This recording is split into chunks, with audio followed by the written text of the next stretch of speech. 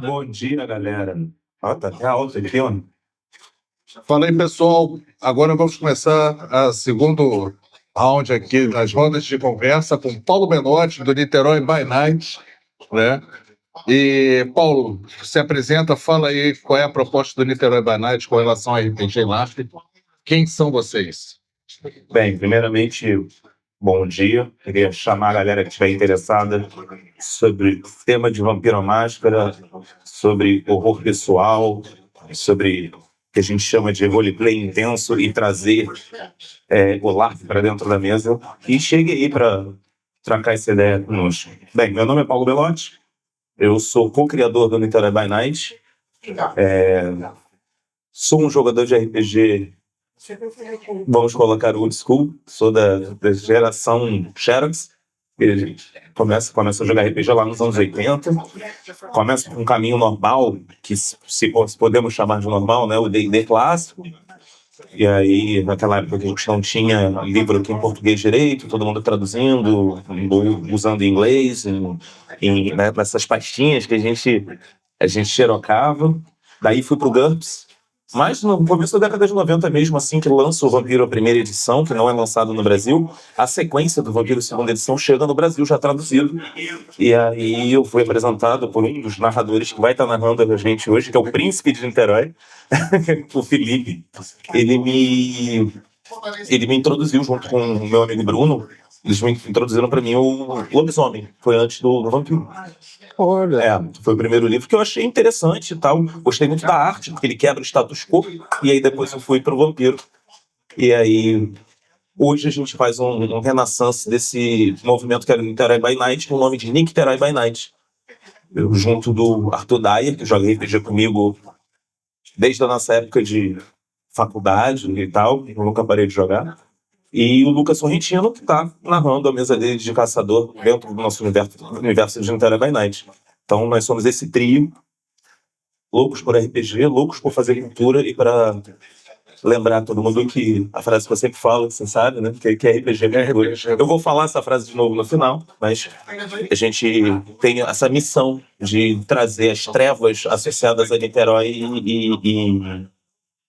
e RPG como cultura, como atividade cultural, de inclusão, obviamente.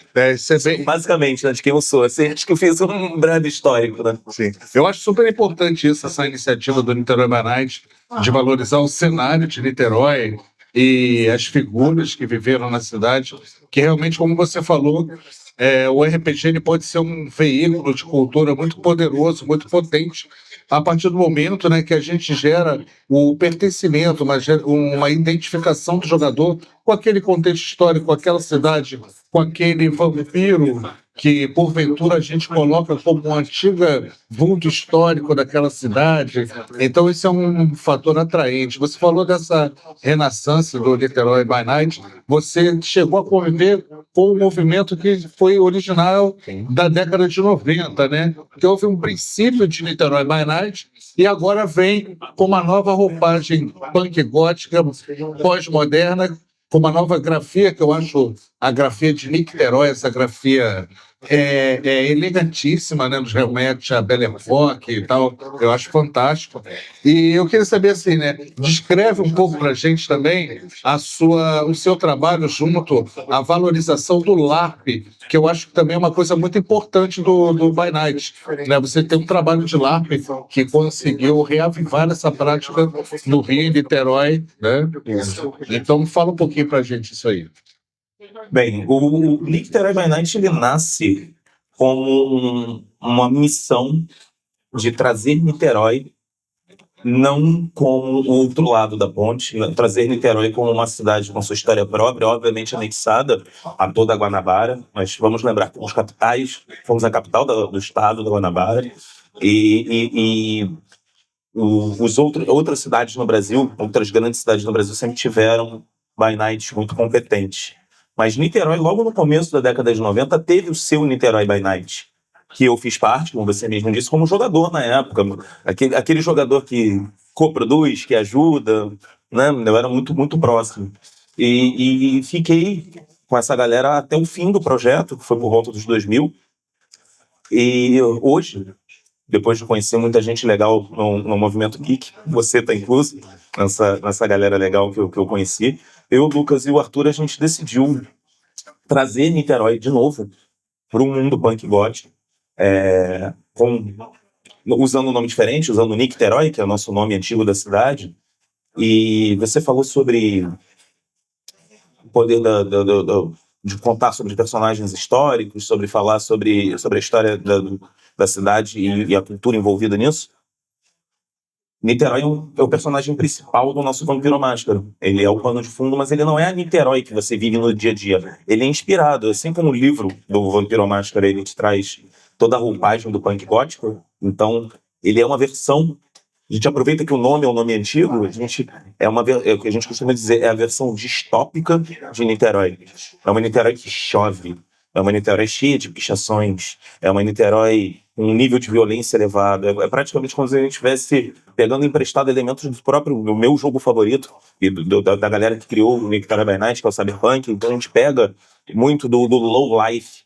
É o lado marginal de Niterói, Exato. É o lado esquecido pelo poder público, Exatamente. É o lado negligenciado, é o lado apagado também. E, ao mesmo tempo, o lado extremamente rico. Então, a gente trabalha, infelizmente, isso que a gente já tem no Brasil, de uma disparidade social absurda, a gente intensifica, a gente recorta isso e trata disso com uma lupa.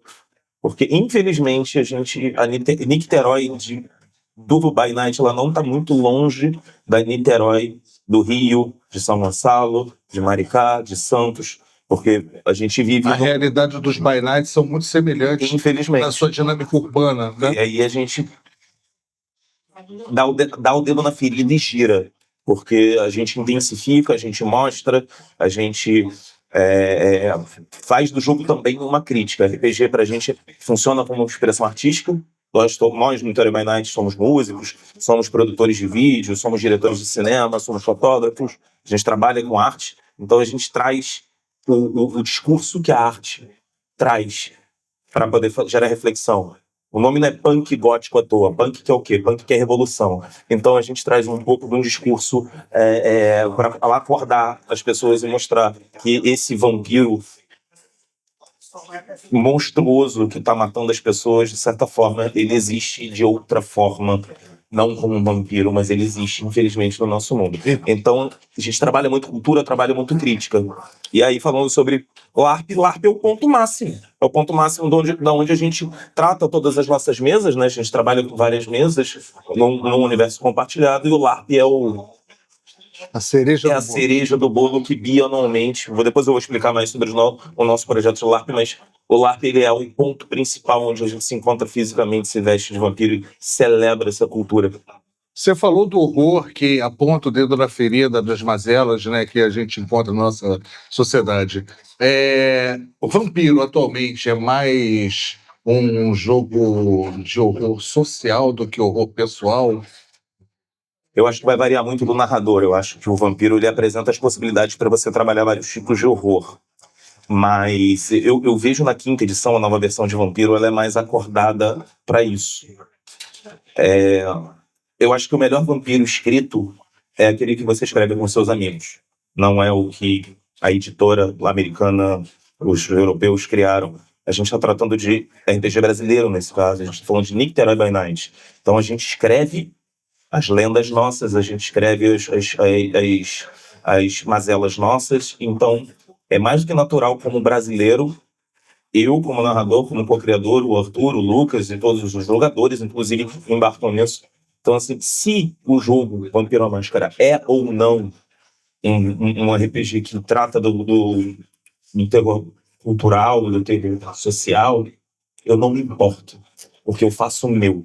Eu só pego emprestado a ideia que eles me deram, e nós, do Brasil by Night, Santos tem essa mesma preocupação que a gente, o Ayrton lá no Sul tem essa preocupação, a galera no Nordeste tem essa preocupação também de fazer o RPG nosso pra gente, pegando emprestado o concept deles. A gente nem mal usa o lore original, às vezes vem uma galera, e isso é sim uma crítica, eu pessoalmente não curto muito, vem aquela galera te corrigir, não, mas o vampiro tal, ele não tá na cidade tal. Meu amigo, não me Um importa. discurso canônico. Eu não me importo com o seu canônico, vai lá jogar o seu canônico, talvez você arrume a mesa, lugar numa mesa de E às vezes é muito mais coerente o seu olhar, até um olhar decolonial mesmo da nossa realidade. Temos uma realidade própria, uma dinâmica urbana própria, temos uma sociedade, uma cultura, temos um processo de apagamento cultural em atividade em vários setores. Então, por que não a gente mudar até o aspecto canônico do lore para poder valorizar? E nisso cai essa questão. Isso é ser punk. Sim, Do punk gótico, é a contravenção. eu sei É a fazer a contravenção. contracultura. Eu virar o antediluviano e tal. Caguei pro antediluviano e tal. Aqui eu tenho um antediluviano indígena, minha, Iará. Entendeu? Eu tenho a minha história. Aí tem um cara de São Gonçalo, não, mas eu escrevi e tal. Beleza, a gente coexiste. Santos pega coisa emprestada nossa, pegou coisa emprestada de Santos, mas não é a mesma história. Sim. Por aí vai. Então, assim, respondendo a tua pergunta lá no começo, sim, é um RPG de. Vamos chamar social-cultural, é um terror social-cultural, Sociocultural. pessoal, mas muito mais pelo que nós, Niterói by Night, nós, Santos by Night, nós, by Nights, eu emprego nós por conta do Brasil by Night e outros by Nights que eu nem conheço, estão muito mais interessados em retratar a realidade nossa. Eu acredito que todos vocês que estão escutando aqui, estão assistindo, vão ver esse vídeo depois, concordam comigo. Porque se você quer jogar o Chicago by Night, você não precisa de uma comunidade, você não precisa dessa palestra, você não precisa... Concorda? Exato. E que bom que sou eu que estou falando e não o pessoal de Santos. Eles são mais que vote. Eles são mais raiz. Meu amigo Rávilas é punk rock. Agora, você fala muito assim, né? Eu já tive o prazer de ter você como narrador, né? Esse Obrigado. privilégio. E você lembra para muitos jogadores, assim, não se esqueçam, nós estamos lidando com monstros, nós somos monstros. Com relação à humanidade, é possível, dentro dessa ótica do By Night, essa busca da humanidade, é possível um vampiro conseguir ser bonzinho, como o Sérgio Buarque de Holanda falou aí, um vampiro cordial, é possível dentro desse universo, dessa luta pela sua humanidade, ou isso é uma jornada inefável, sem volta? Isso vai depender do narrador. O Nick by Night tem, na sua essência, a gente dá uma importância máxima para o grande... O grande viés do jogo, o grande desafio do jogo é a busca da humanidade. Por isso, por exemplo, que no Niterói by Night você não joga de sabá. Por isso que na 5ª edição você não joga de sabá, porque eles entenderam, finalmente, que o jogo todo se trata de redenção. Ou você renegando ela, ou você buscando ela. Isso vai depender do personagem que você criou. Perfeito. Mas eu não vou te responder se é possível, porque isso vai depender de cada narrador. Quem joga comigo, quem joga em mesa minha, sabe que eu dou um foco muito importante no que a gente chama de... Eu preciso achar um termo, depois você me ajuda pra gente achar um termo em português, que é o Deep Roleplay. Você sabe, você joga comigo, já jogou comigo, a gente passa uma sessão de 5 horas e a gente não joga nada. Imersão profunda. Imersão profunda. Por favor. Eu queria trazer uma discussão que faz parte do jogo. Por favor. Quando você abriu o Vampire nos anos 90, né, a edição que veio para o Brasil, tinha uma frase que me marcou muito, que era: você tenta ser bom apesar de si mesmo. Né? O Mark Hagel escreve isso, né? Ao olhar para o espelho, o que é que você vê? Só que tem uma outra questão que é muito mais séria aí. A inovação que mudou para sempre a história do RPG foi quando colocaram humanidade na planilha. Porque nos jogos tradicionais que reproduzem a perspectiva colonial, entrar no lugar, matar tudo e tirar os tesouros. Isso é a perspectiva colonial que a gente vem reproduzindo na fantasia o tempo todo. Perfeito. Que análise maravilhosa. Pois é, e Vampire não, ele trouxe o seguinte: sim, você é um amaldiçoado, e o que, é que você vai fazer a partir disso? Qual é a consequência moral, ética para você de uma ação que é pensadamente maligna? Você vai perder a humanidade. Então, eu queria que vocês trouxessem para a gente um pouco, porque para mim isso mudou a minha vida enquanto adolescente, enquanto jogador de RPG. Então eu quero saber de vocês, como é que vocês percebem essa introdução, parece simples, mas que trouxe essa reflexão sobre o que é ser humano no vampiro. Eu posso dividir com você uma coisa que aconteceu recentemente numa sessão zero nossa, tá até no YouTube. A sua fala é de uma precisão maravilhosa. A gente está com uma campanha que é do nosso próximo suplemento nosso. Da mesma forma que o jogo não te encoraja a jogar com Sabá, o jogo também não te encoraja a jogar com a Segunda Inquisição. Você tem um jogo de caçadores. Eu, como punk, falei, não, vou fazer alguma coisa relacionada à Segunda Inquisição, e a gente está escrevendo um livro sobre a Segunda Inquisição.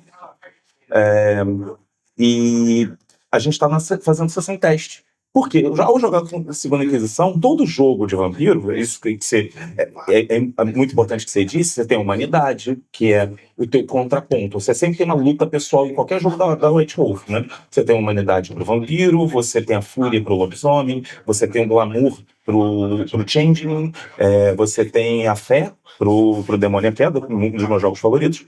Segunda Inquisição não é caçador, então você não teria o medo, né? Que seria uma coisa meio cutuliana. No caçador você tem o desespero. Eu tirei. No nosso jogo de Segunda Inquisição, você não tem contraponto. Ele é totalmente baseado. Se você está jogando esse jogo, você já jogou Vampiro, você já jogou... Não. O que eu coloco? Eu coloco esse jogo, ele já vem com personagens prontos. Eu dou um trauma para cada um backstory de trauma. Então, não tem nem com que lutar. Você vai ser, toda hora, lembrado que você é traumatizado e que você é um monstro em nome do Estado. Você não está ali para matar vampiros para poder salvar a humanidade. Você está ali para salvar o patrimônio. Você é um agente do BOP nesse jogo. Né?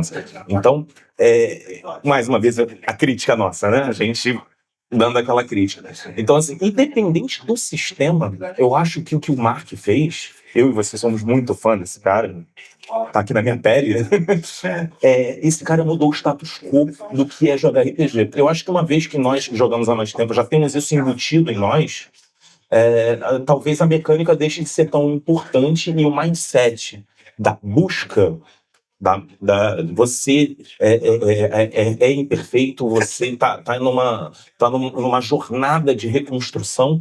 Isso está presente em todos os jogos da Esse conflito ético já está ali implícito nas suas ações. Eu acho que o Mark montou tão bem montado que quando eu estou fazendo agora o meu suplemento, eu nem me preocupei em colocar uma métrica, humanidade, gnose, para medir o teu conflito. Eu já te coloquei trauma ali, tem uma seção de vários traumas que você escolhe.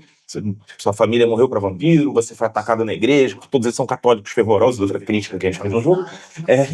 Então, assim, e você vai ter aquele trauma montado em você como um fantasma e um pecado agregado àquilo. Perfeito. Então, assim, eu acho que o mindset que ele criou, que é o que mudou o RPG, e é porque pelo que eu uso essa camisa, pelo que hoje eu jogo vampiro, eu produzo lá, justamente porque ele gera essa tua capacidade de peraí, eu tô jogando alguma coisa mais adulta, uma coisa mais filosófica. Então, mais profunda. mais profunda. Perfeito. Resposta ótima e uma análise lógica. Perfeita. Então, vamos mais assim para o assunto que a gente vem mais falar. A gente, depois dessa introdução, os clãs de Vampiro, a Máscara.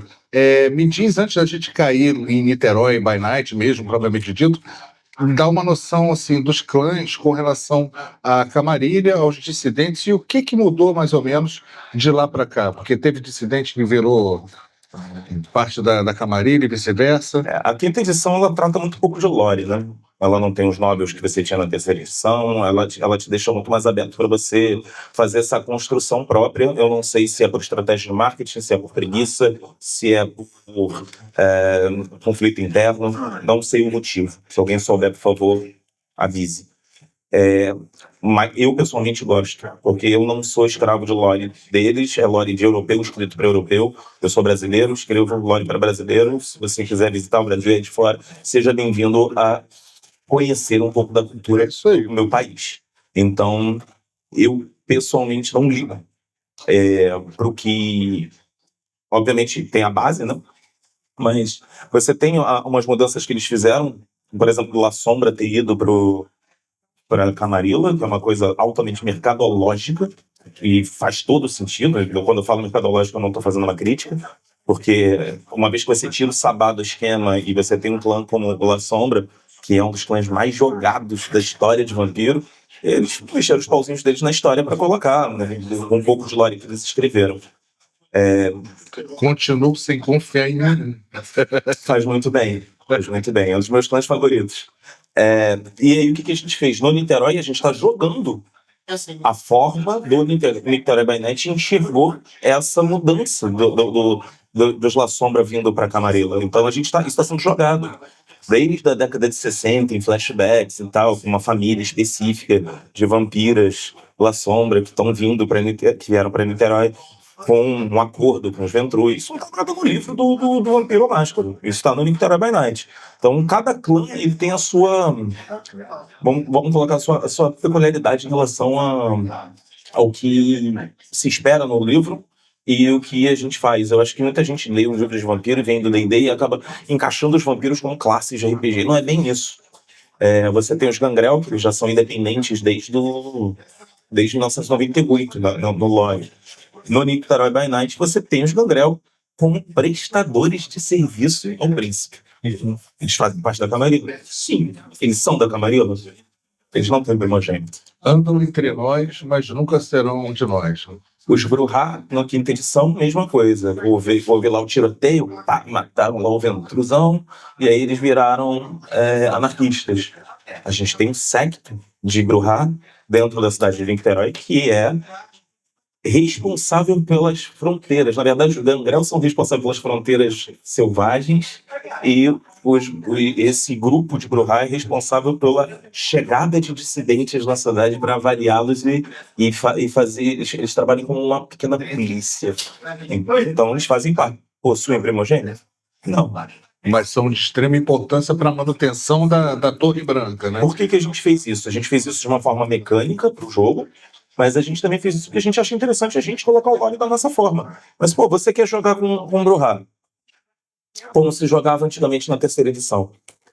Você vai ter que ser anarquista? Não, em Niterói você pode ser Camarilla. Obviamente vai ter toda essa questão da história nossa. Então, assim, a gente criou argumentos narrativos, argumentos que eu chamo de roteiro, para cada clã da cidade. Dando muita atenção aos Nosferatu, por exemplo, que eram os príncipes da cidade na época que eu jogava o Niterói by Night. Então eu coloquei toda uma história de background dos antigos Nosferatu, sendo os antigos príncipes de Niterói, em homenagem a essa galera do Niterói. O Ulisses já existia naquela época? O Ulisses é um personagem meu, eu criei, mas ele é baseado no príncipe nosso da época que eu jogava. Que sumiu no dia da inauguração da Ponte Rio-Niterói. Exatamente, ele é baseado no príncipe do antigo Niterói by Night, que é o jogador Finn, que era o dono do Niterói by Night da época. Eu fiz o Ulisses em homenagem a ele. Então hoje, basicamente, quem ajuda, no caso, na Camarilla, o Ventrue hoje, o príncipe é Ventrue, né?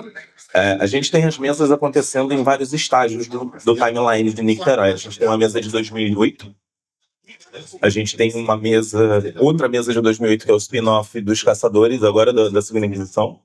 E a gente tem algumas mesas rolando depois dos 2010. A gente tem mesa em 2015, 2016, 2017, 2018.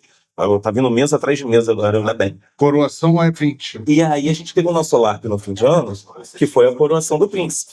Você esteve lá, seu personagem maravilhoso, Ventrue. E aí a gente teve a coroação do príncipe. A gente jogou agora, no final de 2025, fisicamente o jogo, mas ele dentro da nossa timeline ele acontece em 2020.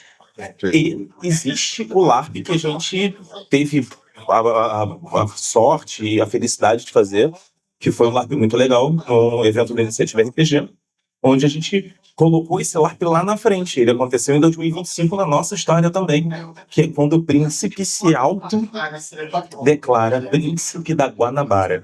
Então, os Ventrue, eles estão com a bola toda em Niterói. Existe uma lore bem interessante. As 4 torres negras. E esse LARP foi uma espécie de coup d'etat? E foi como assim, Pongo? Quando ele se proclama príncipe da Guanabara diante de todos os cainitas. Eu vou levantar o capô e te mostrar o motor do carro, então. Vou te contar uma informação. A gente tinha a presença confirmada do Mark. Isso. Para ir pro jogo. Era o chamado do criador. A chamada do criador. E a gente criou todo um jogo. Nós do Niterói, junto com o Santos by Night, a gente criou o jogo todo circulando em volta da presença do Mark. Aí, por problemas burocráticos e de vistos, o Mark não pôde vir. E a gente teve 2 dias para recriar o Mark. E aí, o argumento grande que a gente se utilizou foi a tomada de poder do príncipe de Niterói para toda a Guanabara. Esse virou O tema. o tema. Ele convoca todo mundo para o criador, ou seja, ele convoca todo mundo para a chegada do Mark, né, em off. O Mark não vai e ele se proclama. Então a gente fez, na verdade, acabou virando o engodo dele.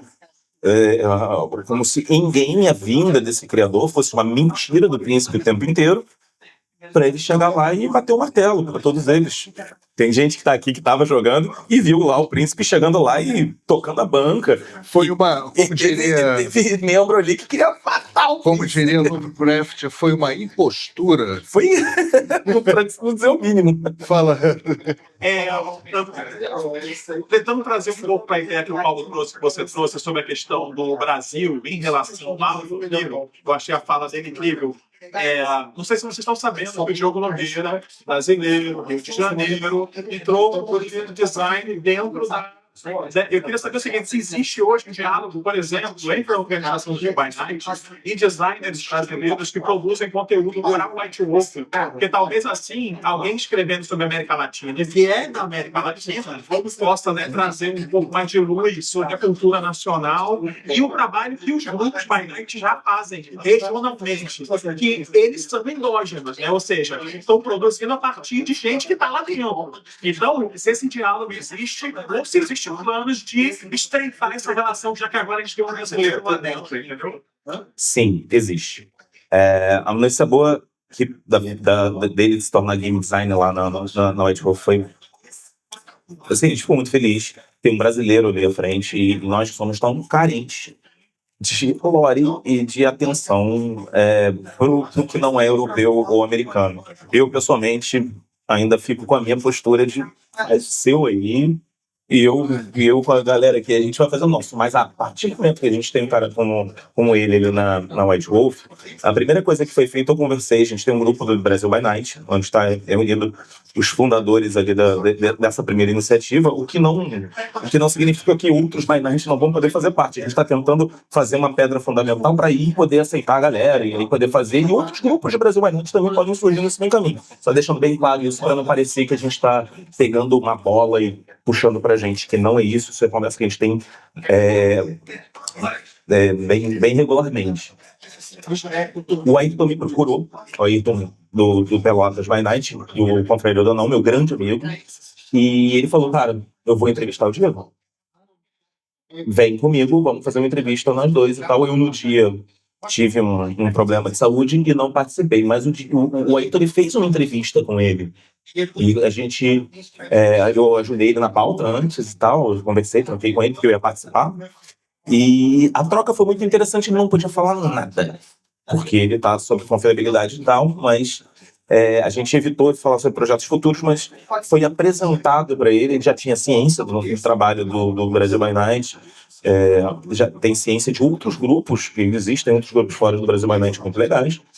E eu acho que ali foi um momento de estreitar, sabe? Ele está muito ciente do que a gente está fazendo, ele está ciente que a gente está escrevendo material do Brasil by Night com recortes dessas cidades que a gente joga, um pouco sobre Niterói, um pouco sobre Santos, um pouco sobre Pelotas, um pouco sobre Recife. E futuramente, meu sonho é a gente fazer um almanaque de 800 páginas, onde você tem 40 páginas em cada. Você imagina isso? Esse é meu sonho. Cara, o Storyteller Vault não vem a ajudar nesse sentido, não? Sim, a gente tem, por exemplo, se eu não me engano, o Recife está no Vault, o Ayrton está para lançar o dele, a galera de Santos. Nós do Niterói não, ainda não, porque a gente, além de trabalhar com arte, em geral a gente trabalha com IA. IA para a gente não é uma tecnologia de brincadeira, a gente trabalha nisso. E eu, como fotógrafo e como diretor, o Arthur também, como diretor, a gente acredita que a IA é uma coisa que veio para ficar, uma coisa legal, e a gente utiliza muito da IA na nossa restauração, na nossa arte. E existe no Vault uma limitação do uso da IA.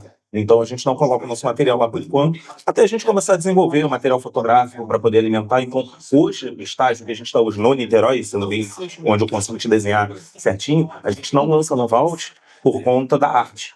Mas a gente tem planejamento de... O Solar Notre Heaven a gente lançou no último RPG Connect, no último evento aqui da Escola de Mestres. Ele tá todo, visualmente todo em ar, ele tá fazendo sucesso, a galera joga. Hoje a gente vai ter mesa sobre ele e tal, mas ele não tá lançado justamente por conta da IA. Os futuros lançamentos também.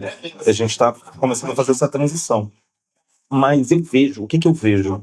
Eu vejo uma proximidade com eles, eu vejo uma relevância primária, única, perfeita, maravilhosa. A gente tem um brasileiro de design na White Wolf. Como eu digo, nunca foi tão bom ser jogador de vampiro. Espere o que vem pela frente, eu acredito que vai vir mais coisas. Mas eu acho que agora a gente vai ter uma olhada, espero eu, que a gente tenha uma olhada mais para cá. Eu acredito pessoalmente que eles estão muito focados em lançar um mago. Eu acho que o vampiro vai dar uma suspensa por enquanto, mas enquanto isso tá rolando lá, a gente aqui no Brasil by Night, na nossa ponta aqui, a produção não para. Porque além dos nossos conteúdos de escritos, a gente faz muito conteúdo audiovisual, então acaba sendo... A gente acaba atacando em várias frontes, né? Vários frontes. Mas eu acho de uma relevância maravilhosa e sim, a gente está em contato com ele.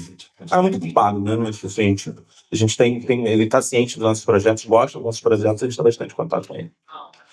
Beleza, essa ponte é bem importante, né? Como você falou, tendo o Diogo lá, que é um brasileiro de expressão, que tem um histórico dentro da produção de RPG nacional monstro, né? E eu espero que ele também tenha esse olhar de estar aberto assim para essa ponte, um olhar mais voltado para a nossa cultura decolonial também e tal. Exato. Já troquei umas ideias com ele é bem aberto para isso. Eu espero que isso aí dê frutos. Assim. Ainda mais falando do nosso tema de clãs, né? Eu acho que existe uma discussão dentro do Brasil muito sadia de como fazer a utilização dos clãs. Dentro do Brasil by Night, a gente tem gente, por exemplo, que ama o Legado dos Afogados, que é um livro mais focado para a parte africana, que acaba caindo no Brasil e tal. Tem gente dentro do Brasil by Night que acha que o Legado dos Afogados é um livro equivocado, que a gente deve adicionar justamente a nossa cultura dentro do que é core, dentro do que é o principal do jogo e tal. Mas, assim, eu fico muito feliz em ver gente discordando.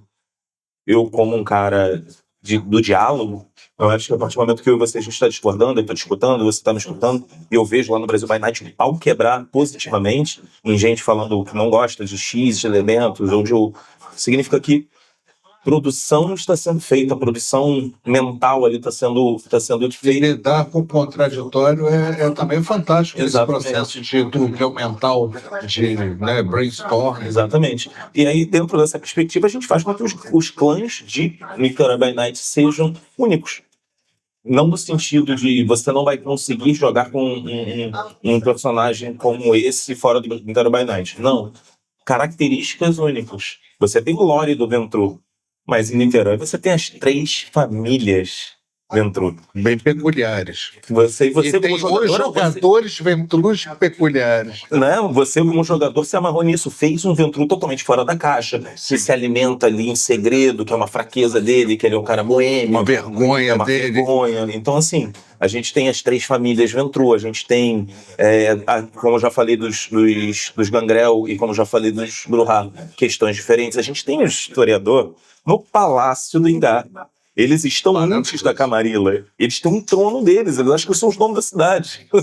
A gente tem o Theo Justus, o senhor da eterna beleza, que é um adolescente ancião, fica sentado no trono de rosas. Ele acha que ele é o rei. Uma cidade que respira arte, beleza. Não, e ele não acha que ele é o príncipe, ele acha que ele é o rei de Niterói.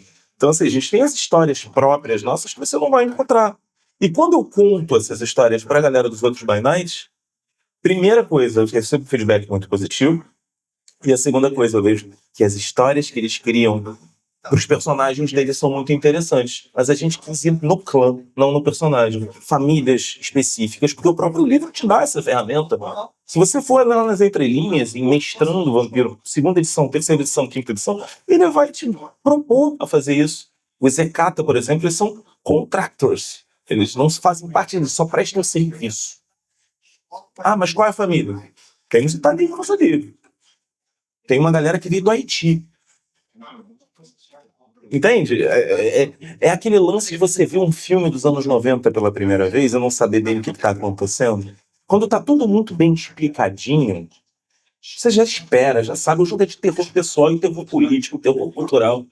Então você não saber o que te espera na esquina, Faz parte. na politicagem, você consegue. Porque as pessoas não conseguem, eu acho que você vai concordar comigo. As pessoas não conseguem, no normal, fazer terror e política ao mesmo tempo. Ou o jogo de vampiro ele vai ser um jogo de terror pessoal e o cara vai esquecer a política, ou ele vai ser um jogo total de política.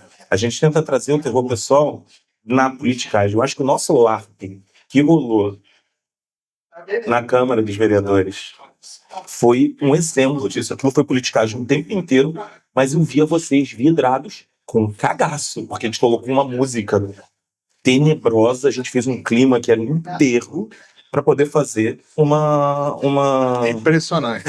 Foi uma imersão que eu estava lá naquele ambiente histórico. Eu tenho muito orgulho de ter você nesse dia com a gente, foi muito legal. Aquela música de imersão e você, como jogador, tendo esse pensamento, depois você ri de você mesmo. Tipo assim, caraca, ainda bem que eu sou vampiro. Se eu não fosse, eu tava tido aqui, cara. Tipo assim, eu me senti ali num ambiente altamente letal.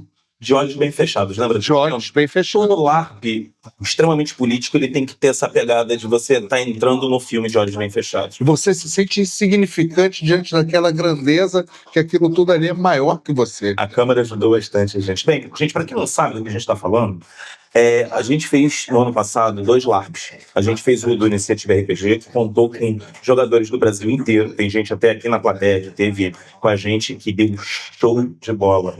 Bento Carneiro, o vampiro brasileiro. Quem acha que isso foi engraçado, o cara conseguiu trazer terror pessoal no personagem. Ficou uma coisa maravilhosa. Suas costas também? Então, porque ele ficou... Ele ficou envergado. Cara, maravilhoso. E, ao fim do ano, aí dessa vez você estava conosco, a gente teve o nosso LARP voltado para o Victoria by Night, não voltado para a comunidade brasileira. A gente tem essa felicidade de poder fazer anualmente um LARP para a gente, interno, aqui para quem é do Rio e tal, e um LARP para o Brasil. E o Brasileirão? A gente tem o Carioca e o Brasileirão. A gente tem o Niterói e o Brasileirão. E a gente teve a felicidade, junto com a galera do Movimento Geek, que ajudou a gente. O Léo Jordano ajudou a gente para conseguir o espaço, queria agradecer a ele. Sem dúvida. E a gente fez na Câmara Municipal de Niterói. Assim, eu não conheço nenhum grupo de RPG que conseguiu fazer um LARP num lugar de tamanha relevância, tirando... Depois eu fui pesquisar, a galera de Atenas by Night, de Roma by Night, eles tiram uma onda braba.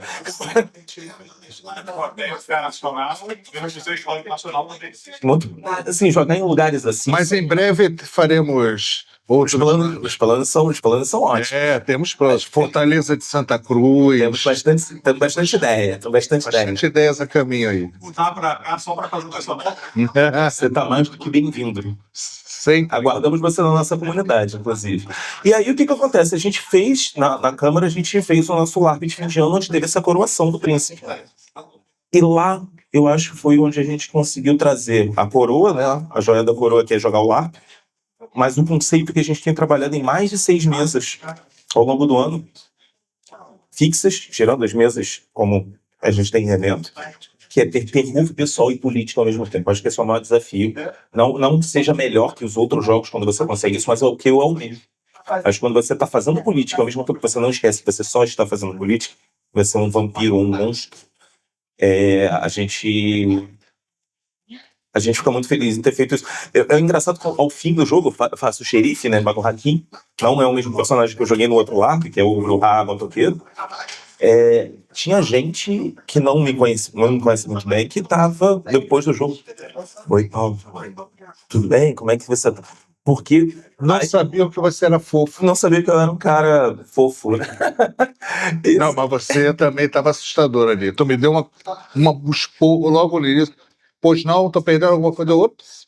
Porque o Klaus, ele... É o protetor da ordem ali, né? Ele é o príncipe da... É o príncipe da verdade. O prefeito da verdade. Isso tem a ver com o princípio rígido do Banu Hakim, Exato. né? Justiça, né? Ele é um Banu Hakim muito segredo. Ele é um Banu Hakim que não segue religião, mas finge que segue.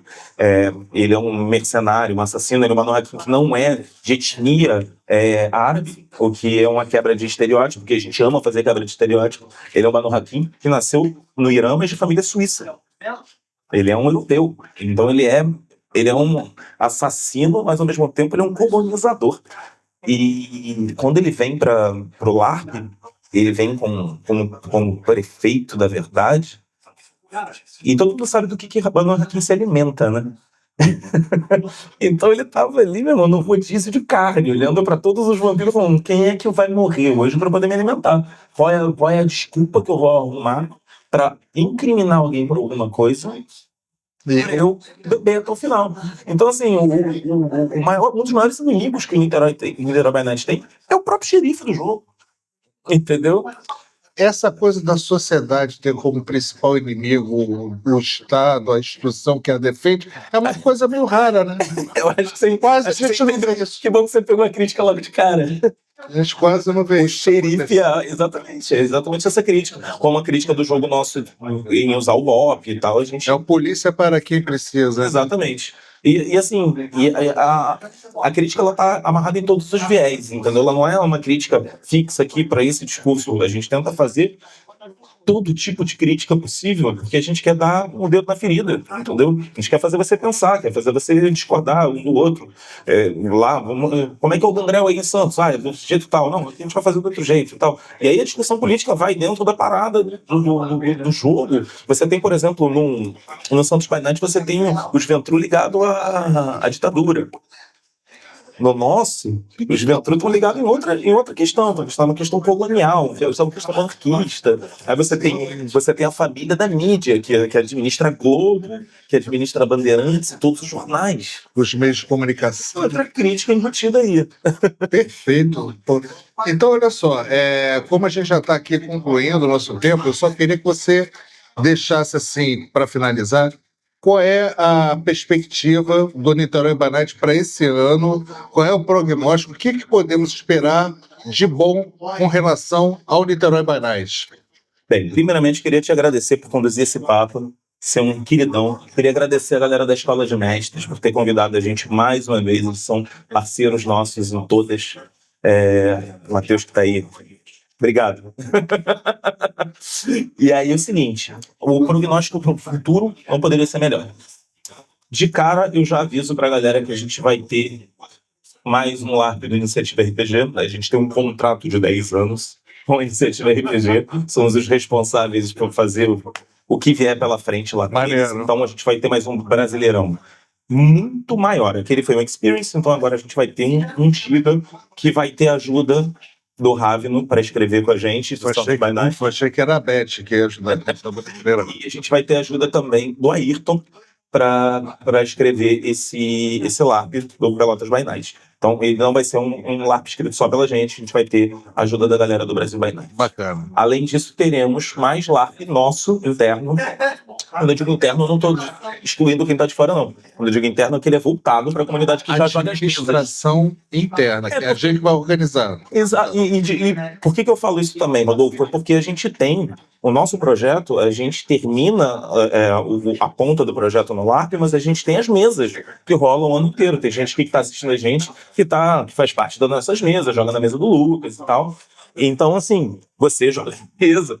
Então, assim, ela é a evolução do jogo. Então, a gente vai ter... a gente tem a pretensão de fazer mais LARP voltado para a nossa comunidade. Infelizmente, não posso dar mais informações nem de quantos LARPs serão, nem de onde serão esses LARPs. Mas acontecerão eventos de LARP do Niterói by Night. A gente está ampliando as nossas mesas online. Hoje em dia, eu estou com 3 mesas. A gente tem o Lucas com uma mesa, ele está abrindo uma mesa de lobisomem. A gente tem a Renata Hanna com a mesa dela, ela vai abrir mais uma mesa de demônio. E a gente tem a Alexia, que se juntou a nós, que a mesa dela acabou as inscrições agora. Então a gente tem mais uma mesa que vai rolar. O nosso objetivo é o seguinte: mesa no YouTube todo dia da semana, de segunda a sexta, mesa ao vivo. Hoje em dia, o começo do ano foi meio meio conturbado, que a gente não conseguiu manter essa regularidade. Mas, por exemplo, a segunda semana nossa de janeiro, a gente teve mesa segunda, terça, quarta, quinta no Maravilhoso. YouTube. Então, assim, muitas das mesas estarão no YouTube.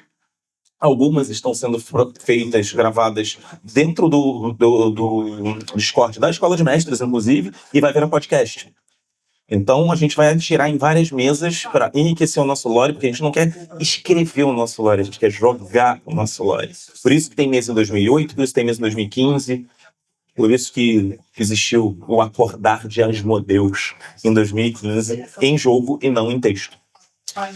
E aí a gente tem os nossos livros que a gente está lançando. A gente tem o Cartas de Notre Dame, que a gente lançou da última vez, que agora a gente vai atualizar a arte para poder lançar ele na Vault. E a gente tem a Caçada Carmesim, que é esse jogo que se trata sobre você joga com um agente do Estado, do BOP, para caçar vampiros e para não salvar a humanidade, mas para salvar o Estado. E esse está sendo escrito, está em revisão. A gente tem mais um livro surpresa que a gente pretende lançar até o fim do ano, que o tema tem a ver com a mesa do Lucas de hoje. Eu conversei que vai ser em off. Então, esperem material de caçada de vampiro. E a gente tem um livro do Brasil by Night, que a gente está juntando nossos elementos para poder ver se a gente consegue lançar alguma coisa. Em termos de audiovisual, a gente, além de ter o canal de YouTube, onde tudo isso está rolando, a gente tem os nossos curtas-metragens, a gente tem o segundo curta-metragem, a gente lançou o último. O FOMB foi lançado no Cine RPG. No Cine RPG. Né? E agora o segundo está em produção. A gente está em pré-produção, a gente está terminando, finalizando o roteiro, e até esse ano vai sair um curta bem mais complexo, com uma história diretamente ligada ao Niterói by Night. Bacana, bacana. Arthur, tá faltando alguma coisa para nossos futuros projetos? Tá tudo aí. Eu acho que tá tudo aí. Show de bola. Então é isso, eu desejo um sucesso estrondoso por Niterói, que, pô, eu sou fã, assim, desde o primeiro dia que ele travou o contato, e torço muito para o sucesso desse projeto, sabe que vocês moram no meu coração, e a gente está junto aí, meu irmão. Obrigado. Muito obrigado. Galera, para quem tiver interesse, é só seguir o nosso Instagram, que é o bynight.niterói, e lá existe um link para você fazer parte da nossa comunidade de WhatsApp, que é lá onde vão abrir as vagas para as futuras mesas. Então, se você tiver interesse em fazer parte da nossa comunidade, lembrando que RPG para a gente, as nossas mesas são gratuitas, a gente não comissiona as mesas, por isso que tem tanta procura também. E RPG Cultura, a gente espera vocês lá na nossa comunidade. Também peço que quem não estiver seguindo ainda o Chamado de Cultura, chama aí, é o RPG ligado a práticas educativas e culturais. E é isso, como meu irmão aqui disse, RPG é cultura. É isso aí, galera. Estamos juntos aí. Bem-vindos às trevas, valeu.